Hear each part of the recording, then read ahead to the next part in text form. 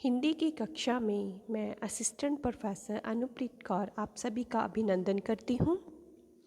आज का हमारा टॉपिक है हिंदी भाषा शिक्षण व अधिगम के समय शिक्षक और शिक्षार्थी के सामने आने वाली चुनौतियाँ।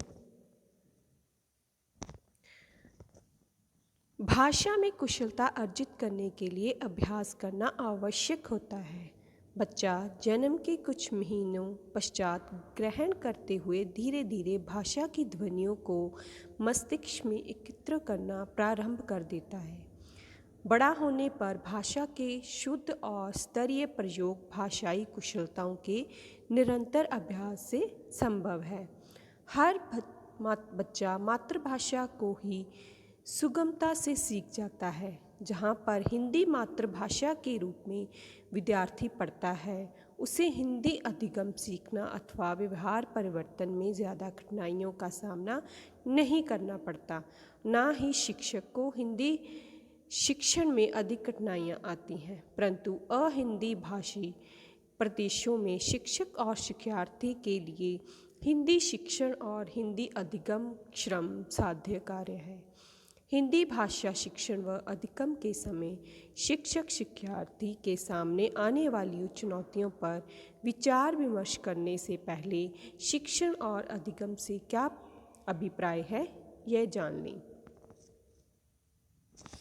शिक्षण का अर्थ साधारण शब्दों में सिखाने की क्रिया को शिक्षण कहा जाता है, परंतु शिक्षण सामाजिक प्रक्रिया है। इसको बहुत सी बातें प्रभावित करती हैं, जैसे समाज, वातावरण, साध्य, मूल्य, मान्यताएं इत्यादि। कई विद्वान शिक्षण को अतः प्रक्रिया के रूप में परिभाषित करते हैं।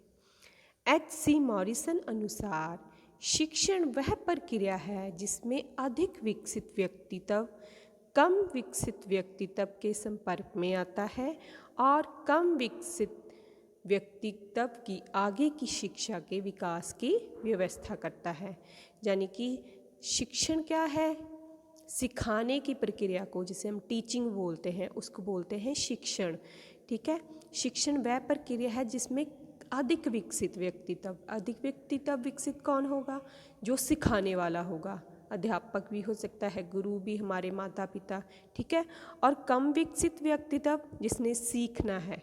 ठीक है, सिखाने वाला और सीखने वाला दोनों एक दूसरे के संपर्क में आते हैं, और जो सीखने वाला है यानी कि कम विकसित व्यक्तित्व है कि आगे की शिक्षा की विकास की व्यवस्था करता है। ठीक है, इस तरह हम कह सकते हैं कि शिक्षण एक ऐसी प्रक्रिया है जिसका नियोजन ऐसे वातावरण में हो जो सकारात्मक व सापेक्षता में छात्रों को सिखाने के लिए प्रयत्न है।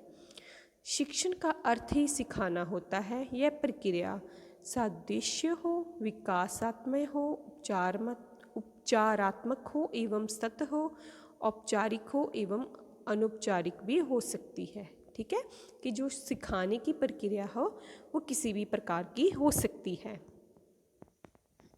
नेक्स्ट है अधिगम यानी कि लर्निंग। ठीक है, पहले हमने कहा कि टीचिंग क्या होती है, अब है लर्निंग।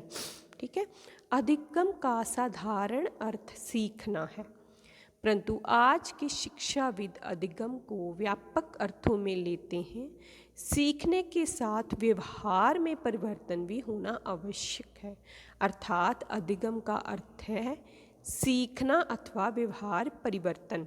यानी कि पहले अधिगम या लर्निंग का अर्थ माना जाता था कि सीखना।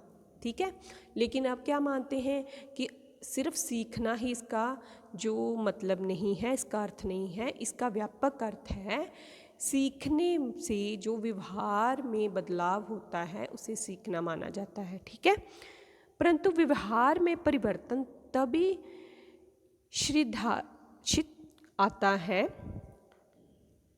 जब शिक्षार्थी अनुभव से सीखता है। उदाहरण के तौर पर छोटे बालक के सामने जलता दीपक ले जाने पर वह दीपक की लौ को पकड़ने का प्रयास करता है। इस प्रयास में उसका हाथ जलने लगता है, वह हाथ को पीछे खींच लेता है। पुनः जब कभी उसके सामने दीपक लाया जाता है तो वह अपने पूर्व अनुभव के आधार पर लोभ पकड़ने के लिए हाथ नहीं बढ़ाता है, वरन उससे दूर हो जाता है। इसी विचार को स्थिति की प्रति प्रतिक्रिया करना कहते हैं। दूसरे शब्दों में कह सकते हैं कि अनुभव के आधार पर बालक के स्वाभाविक व्यवहार में परिवर्तन हो जाता है, यानी कि उसका जो सीखना है वो हो चुका है, उसकी लर्निंग हो चुकी है। ठीक है। नेक्स्ट है कि हिंदी भाषा शिक्षण अधिगम के समय ही शिक्षक और शिक्षार्थी के सामने आने वाली चुनौतियाँ, यानी कि जब हिंदी भाषा की शिक्षा चल रही होती है तो उसमें जो अध्यापक और विद्यार्थी के सामने कौन सी ऐसी चुनौतियाँ होती हैं जिसके कारण उनको सीखने या सिखाने में कुछ प्रॉब्लम्स का सामना करना पड़ता है, समस्याएं आती हैं। तो सबसे पहले है व्यक्तिगत भिन्नता। ठीक है, ये तो आपको पता ही है कि प्रत्येक जो बालक होता है तो दूसरे बालक से भिन्न होता है, उसकी अपनी रुचि योग्यता होती है, वह बुद्धि में भी अन्य बालकों से भिन्न होता है। प्रत्येक बालक की ऐसी व्यक्तिगत भिन्नताएं होती हैं। अध्यापक के लिए यह एक चुनौती भरा कार्य है कि उसने एक कक्षा में अलग अलग व्यक्तित्व के बालकों को शिक्षा प्रदान करनी है। उसने प्रत्येक बालक को पढ़ाना होता है, ना कि एक बालक को। प्रत्येक विद्यार्थी की सीखने समझने की अपनी योग्यता है। ठीक है, प्रत्येक विद्यार्थी की अपनी कठिनाई व समस्या है, तो इन सभी को पहचान कर अध्यापक को उनको पढ़ाना होता है। ठीक है, कुछ जो बच्चे होते हैं वो भाषा पर अच्छे से पकड़ होती है, कुछ को भाषा का अधूरा ज्ञान होता है, किसी को स्वर की, हिंदी की जो स्वर की के बारे में समझ नहीं होती, किसी को व्यंजनों के बारे में समझ नहीं होती, किसी को लेखन कौशल के में कठिनाई आती है, किसी को श्रवण में, किसी को पठन में। ठीक है, तो ये अलग अलग जो भिन्नताएं हैं, ठीक है, ये बहुत बड़ा चुनौती भरा कार्य है एक अध्यापक के लिए कि उनको पहले पहचानना फिर उनको दूर करना। ठीक है। नेक्स्ट है समय की कमी। अब हिंदी भाषा शिक्षण कार्य कोई आसान कार्य नहीं है। हिंदी भाषा अध्यापक ने विद्यार्थियों को भाषा संबंधी पूर्ण रूप से ज्ञान प्रदान करना होता है। विद्यार्थियों को हिंदी साहित्य की विभिन्न विधाओं का ज्ञान प्रदान करना होता है, जैसे कविता, कहानी, नाटक आदि। यह सभी कक्षा में ही पढ़ाई जाती हैं। इसके अलावा विद्यार्थियों में विभिन्न कौशलों का भी विकास करना होता है, जैसे श्रवण कौशल हो गया, ठीक है, पठन कौशल हो गया, ठीक है, वाचन और लेखन। अब इन सभी का जब कक्षा में अभ्यास करना ज़रूरी होता है, लेकिन क्या होता है कि समय की कमी होती है। अब बालक को लिखना भी सिखाना है, पढ़ना भी, बोलना भी, ठीक है, सुनना भी सिखाना है। तो क्या होता है कि हिंदी का जो पीरियड होता है वो आम पीरियडों की जैसे ही कम होता है, जैसे कि मैथ्स हो गए या इंग्लिश हो गए, इसका पीरियड क्या होता है, इसके अधिक पीरियड होता है या लंबा पीरियड होता है। तो हिंदी को जो पीरियड है उसको कम समय मिलता है। ठीक है, जो कम समय में ये सारा कुछ करना संभव नहीं है। तो यहाँ क्या हो गया कि समय की कमी है जो वो भी अध्यापक और विद्यार्थी के लिए एक चुनौती भरा कार्य है। ठीक है। नेक्स्ट है विद्यार्थियों में रुचि का अभाव। अब देखो बहुत से विद्यार्थी हैं जो हिंदी भाषा में जो रुचि नहीं रखते। ठीक है, क्यों? क्योंकि वो उनका जो स्वभाव है या तो अंग्रेजी की ओर है या किसी और भाषा की ओर। ठीक है, जिनकी मातृभाषा हिंदी नहीं है वो और कोई लैंग्वेज में इंटरेस्ट रखते हैं। हिंदी में उनका जो रुचि है वो पैदा करनी जो अध्यापक के लिए एक ज़रूरी कार्य है। ठीक है ना। यहाँ पर क्या है कि हिंदी अध्यापक के लिए समस्या उत्पन्न हो जाती है जब हिंदी भाषा का पीरियड होता है तो बच्चे उतनी रुचि से हिंदी नहीं पढ़ते जितनी रुचि से वे दूसरे विषय को पढ़ते हैं। यहाँ पर हिंदी अध्यापक का ही भूमिका होती है कि उसने हिंदी के प्रति रुचि उत्पन्न करना। अगर वह उसमें रुचि पैदा कर सकेगा तभी वह सीख पाएंगे, तभी वह हिंदी भाषा का सही प्रयोग कर पाएंगे। तो ये भी एक चुनौती बड़ा कार्य है। ठीक है। नेक्स्ट है दृश्य श्रव्य साधन उपलब्ध ना होना। अब आज के जो स्कूल हैं मोस्टली उनमें दृश्य साधन जो है वो होते ही हैं, लेकिन कुछ जो साधन हैं जो हिंदी भाषा से रिलेटेड हैं वो कई बार उपलब्ध नहीं होते। ठीक है, ये जो दृश्य श्रवण साधन है जिन्हें देखा और सुना जाता है, ये साधन हिंदी भाषा को सिखाने के लिए बहुत ज़रूरी होते हैं, क्योंकि बच्चा रोचक ढंग से ही अच्छे से सीख सकता है। ठीक है, तो परंतु विद्यालयों में हिंदी भाषा शिक्षण के लिए कोई दृश्य श्रवण साधन अगर नहीं हुए या नहीं उपलब्ध करवाए जाते, जबकि ये आवश्यक है। हिंदी भाषा में कई विषय ऐसे होते हैं जिनको समझने के लिए, पढ़ने के लिए दृश्य श्रवण साधन की आवश्यकता होती है, परंतु हिंदी अध्यापक को ऐसी कोई सहायता नहीं मिलती। उसके लिए बिना दृश्य श्रवण साधन की सहायता से शिक्षण कार्य करना चुनौती ही है। हिंदी भाषा अध्यापक देखा जाए तो विद्यालय में बिना दृश्य श्रव्य की सहायता से ही पढ़ाता है। ठीक है, तो ये भी एक चुनौती भरा कार्य है। नेक्स्ट है छात्रों की बहुलता। हिंदी भाषा का संपूर्ण ज्ञान देना एक महत्वपूर्ण कार्य है। विद्यार्थियों को हिंदी विधाओं का ज्ञान देना, व्याकरण का ज्ञान देना, भाषा कौशलों का ज्ञान देना कोई आसान कार्य नहीं है, और ज्ञान भी प्रत्येक विद्यार्थी को देना। अगर कक्षा में छात्रों की संख्या बहुत ज़्यादा है तो अध्यापक के लिए और भी कठिन कार्य है, क्योंकि सभी बच्चों को कुशल बनाना एक चुनौती भरा कार्य है। ठीक है, नेक्स्ट है विद्यार्थियों की शारीरिक कमी या मनोवैज्ञानिक दोष। अब ये क्या है कि कक्षा में अलग अलग तरह के विद्यार्थी होते हैं। सभी विद्यार्थियों को अध्यापक ने एक ही कक्षा में पढ़ाना होता है। कई विद्यार्थी तो ऐसे होते हैं जिनमें कोई शारीरिक कमी होती है, जैसे आँखों की रोशनी कम होना, कम सुनाई देना। कुछ बालकों में मनोवैज्ञानिक दोष होते हैं, जैसे कुछ बालक भय के कारण रुक रुक कर पढ़ते हैं, उनकी आवाज़ नहीं निकलती। कुछ बच्चे बड़ी तेज़ी से पाठ्य सामग्री पढ़ते हैं, कुछ चिल्ला कर पढ़ते हैं। ठीक है, तो ऐसे विद्यार्थियों को संभालना अध्यापक का कर्तव्य होता है। उनकी ऐसी आदतों को सुधारना, और यह कार्य भी अध्यापक कक्षा में दूसरे विद्यार्थियों को पढ़ाते हुए ही करता है। तो ये भी एक चुनौती भरा कार्य है। ठीक है, नेक्स्ट है प्रांतीय प्रभाव को दूर करना। अब कक्षा में अलग अलग प्रांत के विद्यार्थी भी आ सकते हैं। ऐसे विद्यार्थियों की भाषा पर उनके प्रांत का प्रभाव होता है। ठीक है, यह विद्यार्थी उस अनुसार ही उच्चारण करते हैं। जैसे हम पंजाब के हैं, ठीक है, तो हम किसी और स्टेट में पढ़ने जाते हैं, वहाँ पर हम हिंदी भाषा में जब बोलते हैं तो कहीं ना कहीं हमारी जो मातृभाषा पंजाबी है वो आ जाती है, तो प्रांतीय प्रभाव पड़ता है। तो वहाँ के अध्यापकों के लिए ये चुनौती भरा कार्य है कि हमें पूरा हिंदी में समझाना या पढ़ाना। ठीक है, तो ऐसे बच्चों का उच्चारण शुद्ध करने के लिए अध्यापक को ही मेहनत करनी पड़ती है, क्योंकि प्रांतीय प्रभाव को शीघ्र दूर नहीं किया जा सकता।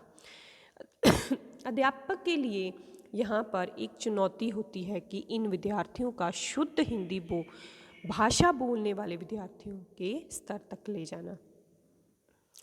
नेक्स्ट है राष्ट्रभाषा हिंदी के निश्चित रूप की समस्या। राष्ट्रभाषा हिंदी मातृभाषा के साथ साथ राष्ट्रभाषा भी है, परंतु विडंबना ये है कि संवैधानिक दर्जा मिलने के बाद भी हिंदी का स्वरूप निश्चित नहीं है। हिंदी का अब तक कोई निश्चित रूप तय नहीं हो पा रहा है। प्राइमरी शिक्षा की व्यवस्था राज्य सरकार के अधीन होती है। राज्य सरकारों की हिंदी के प्रति ना तो कोई निश्चित एवं सकारात्मक योजना होती है, ना ही उन पर ध्यान दिया जाता है। ठीक है, हिंदी भाषी क्षेत्र में हिंदी को प्रथम स्थान मिलता है। इस तरह से हिंदी अध्यापक को हिंदी का रूप निश्चित करने पढ़ाना भी एक चुनौती होती है। कहीं उनको प्रथम भाषा के रूप में पढ़ाया जाता है तो कहीं दूसरी भाषा के रूप में। ठीक है, नेक्स्ट है पाठ्यक्रम एवं पाठ्य पुस्तकों का अभाव। हिंदी भाषा का शिक्षण कार्य आसान नहीं है। अध्यापक को सभी विद्यार्थियों को एक साथ पढ़ाना होता है, चाहे वह मंदबुद्धि हो या धीमी गति से हो या फिर श्रेष्ठ बुद्धि वाले हों। उनके स्तर के अनुसार अध्यापक को पाठ्यक्रम को निर्धारित करना पड़ता है। यहाँ अध्यापक के सामने समस्या होती है कि कैसे इन बच्चों को बाकी बच्चों के साथ पढ़ाना है। इसके अलावा प्रांतीय सरकारों का हिंदी के प्रति दृष्टिकोण सकारात्मक ना होना भी एक समस्या है, क्योंकि प्राइमरी शिक्षा की कार्यप्रणाली प्रांतीय सरकार पर निर्भर होती है। ठीक है। हिंदी का पाठ्यक्रम भी विद्यार्थियों के मानसिक स्तर के अनुसार नहीं होता। अध्यापक को निर्धारित पाठ्यक्रम से ही सब विद्यार्थियों को पढ़ाना पड़ता है। इस कारण से भी अध्यापन कार्य प्रभावित होता है। नेक्स्ट है हिंदी विषय को महत्व ना मिलना। आजकल हिंदी विषय का इतना महत्व नहीं है जितना दूसरे विषयों को दिया जाता है। विद्यालयों में अंग्रेजी विषय, विज्ञान, गणित आदि को महत्वपूर्ण विषय माना जाता है। अध्यापक तो इन विषयों को महत्व देते हैं, अभिभावक भी इन विषयों को पढ़ाने पर ही ज़्यादा जोर देते हैं। इस तरह से हिंदी विषय को महत्व नहीं मिल रहा। ठीक है। तो जब विषय को नहीं महत्व मिल रहा, ठीक है, तो भाषा अध्यापक को भी नहीं मिलेगा और ना ही उस भाषा को महत्व मिलेगा। ठीक है। तो इसके कारण क्या होगा, ना तो बच्चों की रुचि होगी उस विषय में और ना ही पढ़ाने वाले की भी रुचि होगी। ठीक है। नेक्स्ट है अन्य भाषाओं का प्रभाव। आजकल जैसे हमने पहले पढ़ा है ना प्रांतीय प्रभाव, ये भी बिल्कुल वैसे ही है कि जब दूसरे विषयों का प्रभाव पड़ता है, क्योंकि हम साथ साथ में दूसरे विषय भी पढ़ रहे हैं, तो दूसरे विषयों का भी जब प्रभाव हिंदी पर पड़ेगा तो हमारी जो हिंदी है, ठीक है, वो भी खराब होगी। तो ये अध्यापक और शिक्षक दोनों के लिए चुनौती भरा कार्य है कि हिंदी को शुद्ध रूप में सीखना। ठीक है। नेक्स्ट है कक्षा में बहुभाषावाद। ठीक है। विद्यार्थियों की मातृभाषा और विद्यालय की भाषा समान नहीं होती। कक्षा में भिन्न भिन्न परिवार के विद्यार्थी पढ़ने आते हैं, जैसे पंजाबी परिवार का, अंग्रेजी बोलने वाला आदि। इस तरह दूसरे प्रांत के कुछ बच्चे हो सकते हैं। ये भी सेम वही वाला पॉइंट के समान हो गया कि उन दूसरी भाषाओं का जब प्रभाव पड़ता है तो हिंदी जो है वो भी हमारी ख़राब होने लगती है। तो ये भी हमारा चुनौती भरा कार्य होता है, अध्यापक के लिए भी और स्टूडेंट के भी लिए। नेक्स्ट है विद्यार्थियों की भागीदारी हासिल करने की चुनौती। अब एक हिंदी अध्यापक जो होता है, हिंदी अध्यापक ने हिंदी भाषा पढ़ाते हुए सभी विद्यार्थियों में शुद्ध उच्चारण कुशलता, वाचन कुशलता, लेखन कुशलता विकास करना होता है। यह सब तभी हो सकता है जब सभी बच्चे ऐसी क्रियाओं में शामिल होंगे, और यह सब एक अध्यापक पर निर्भर है। ठीक है, कि उसने कैसे इन बच्चों की सहभागिता हासिल करनी है। ठीक है, कि सारे बच्चों ने कब अध्यापक की बात मानकर कि जैसे हम कहते हैं कि मिलजुल कर काम करना है, मिलजुल कर जो काम करते हैं, तो ये भी अध्यापक के लिए आसान नहीं होता। नेक्स्ट है हिंदी भाषा की प्रयोगशाला ना होना। तो यहाँ क्या कि अध्यापक बिना किसी प्रयोगशाला का प्रयोग किए कक्षा में ही हिंदी अध्यापक कार्य करवाता है, जबकि विद्यालय में एक प्रयोगशाला का होना बहुत ज़रूरी है।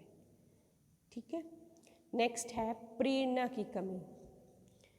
अब प्रेरणा की कमी किस में है? अध्यापक में भी हो सकती है और स्टूडेंट में भी हो सकती है। ठीक है, कि जैसे स्टूडेंट्स में क्या है कि बच्चे को हिंदी के प्रति जो है प्रेरणा नहीं मिली कि हिंदी विषय का क्या महत्व है, बच्चों को पता ही नहीं है। ठीक है, उनको प्रेरित ही नहीं किया गया हिंदी भाषा पढ़ने के लिए। ठीक है, तो वहाँ पर भी क्या होगा, ये भी एक चुनौती भरा कार्य है कि बच्चे अगर प्रेरित ही नहीं होंगे पढ़ने के लिए तो उन्हें पढ़ाना भी बहुत कठिन कार्य है। नेक्स्ट है प्रशिक्षित अध्यापकों का अभाव। प्रशिक्षित अध्यापक कौन से हो गए? जैसे कि भाषा में माहिर अध्यापक हैं उनकी कमी। ठीक है, प्रशिक्षित अध्यापक जो गए कि विद्यार्थियों के सामने यहाँ पर भी समस्या होती है कि जब विद्यालय में उस विषय का प्रशिक्षित अध्यापक नहीं होता जो उनको संपूर्ण ज्ञान दे सके, वे इस तरह से भाषा के बारे में सही और शुद्ध ज्ञान नहीं ले पाते। अगर वे खुद ज्ञान प्राप्त करने की कोशिश भी करते हैं तो जैसा ज्ञान लेना चाहिए उन्हें वैसा ज्ञान नहीं मिलता। ठीक है। नेक्स्ट है अभ्यास की कमी। अभ्यास की कमी क्या है कि अगर अध्यापक उन्हें भाषा के प्रति अभ्यास नहीं करवाता, कि जैसे बोलने का हो गया, सुनने का अभ्यास हो गया, ठीक है, लिखने का हो गया, वाचन का हो गया, ठीक है, अगर इनमें अभ्यास ना होगा तो हिंदी भाषा में जो पकड़ है, जो मजबूती है, वो भी नहीं होगी, ठीक है। तो ये अध्यापक के सामने भी एक चुनौती भरा कार्य है और स्टूडेंट के सामने भी, कि अगर उनको अभ्यास के मौके नहीं मिल रहे हैं तो भी उनको भाषा सीखनी पड़ रही है। नेक्स्ट है शिक्षण प्रणालियों का अभाव, ठीक है। विद्यार्थियों को विषय वस्तु का ज्ञान देने के लिए कई शिक्षण प्रणालियों का प्रयोग किया जाता है, ठीक है। विद्यार्थी अपने अनुसार पढ़ना चाहते हैं, अपनी ज़रूरत, योग्यता, रुचि अनुसार ज्ञान प्राप्त करना चाहते हैं, परंतु इन बातों को अनदेखा करके अध्यापक अपने सार ही पढ़ाते हैं। विद्यार्थियों को कक्षा में इन समस्याओं का भी सामना करना पड़ता है, ठीक है। कि वैसे भी देखा जाए तो भाषा की कक्षा में हिंदी भाषा क्षेत्रों के साथ साथ अहिंदी भाषी क्षेत्र के भी विद्यार्थी होते हैं। दोनों को पढ़ाने के लिए उनके अनुसार ही अध्यापन विधि अपनाई जाए। अहिंदी भाषी विद्यार्थियों को हिंदी पढ़ाने के लिए शिक्षण प्रणाली भिन्न हो, क्योंकि उसका उच्चारण एवं ध्वनि ज्ञान भिन्न होता है, ठीक है। नेक्स्ट है पुस्तकालय पीरियड ना होना, और ये सबसे बड़ी समस्या है विद्यार्थियों के लिए भी और अध्यापक के भी लिए। वो कैसे, कि अगर पुस्तकालय पीरियड ना होगा भाषा के लिए, है ना, तो बच्चे कैसे सीख पाएंगे। अगर पुस्तकालय पीरियड होगा भाषा का, एक हिंदी भाषा का, तो बच्चे वहाँ पर जाएंगे, हिंदी के अलग अलग किताबें पढ़ेंगे, कोई कहानी पढ़ेंगे, कोई कविता पढ़ेंगे। उससे क्या होगा, उनके शब्द भंडार में वृद्धि होगी, नए नए शब्द सीखेंगे, हिंदी भाषा पर उनकी और जो मजबूत पकड़ होगी। लेकिन क्या होता है कि पुस्तकालय में ये पीरियड नहीं होता, ठीक है। नेक्स्ट है अनुकूल वातावरण का अभाव। तो इसमें क्या है कि जैसा वातावरण बच्चों को मिलना चाहिए वैसा नहीं मिल रहा, ठीक है। ना अध्यापक को मिल रहा है, ना बच्चों को मिल रहा है, ठीक है। उसके कई कारण हो सकते हैं। तो ये थी चुनौतियाँ जो कक्षा में आती हैं कि हिंदी भाषा सीखने में अध्यापक के सामने या विद्यार्थियों के सामने जो कक्षाएँ जो आती हैं, समस्याएँ आती हैं, उनका वर्णन है। तो नेक्स्ट है जो शिक्षण अधिगम के समय आने वाली जो चुनौतियां हैं, जो समस्याएं हैं, उनका समाधान कैसे किया जाना चाहिए। सबसे पहले है विद्यार्थियों को प्रेरणा देना, ठीक है, कि विद्यार्थियों को हिंदी भाषा के प्रति प्रेरणा देनी चाहिए कि हिंदी भाषा का क्या महत्व है हमारे लिए, ठीक है। उन्हें प्रेरित करना चाहिए। अगर वह प्रेरित होंगे, ठीक है, तो हिंदी भाषा में रुचि लेंगे और तभी वह अच्छे से पढ़ पाएंगे। नेक्स्ट है दृश्य श्रव्य साधन उपलब्ध करवाना, ठीक है। ये मेन स्कूल का मंतव्य होना चाहिए, चाहे कोई भी भाषा हो, ठीक है, उसको सीखने के लिए दृश्य श्रव्य साधन बहुत ज़रूरी है। तो क्या है कि अध्यापक को भी चाहिए कि उन साधनों को उपलब्ध करवाएं ताकि बच्चे अच्छे से भाषा सीख सकें।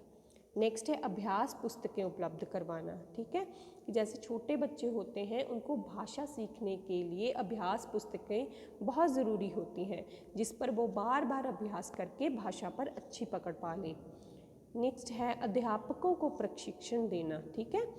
अब क्या है, जैसे कि आप बीएड कर रहे हो, ठीक है, तो आपकी भी टीचिंग लगती है ना, जिसको हम टीचिंग प्रैक्टिस बोलते हैं।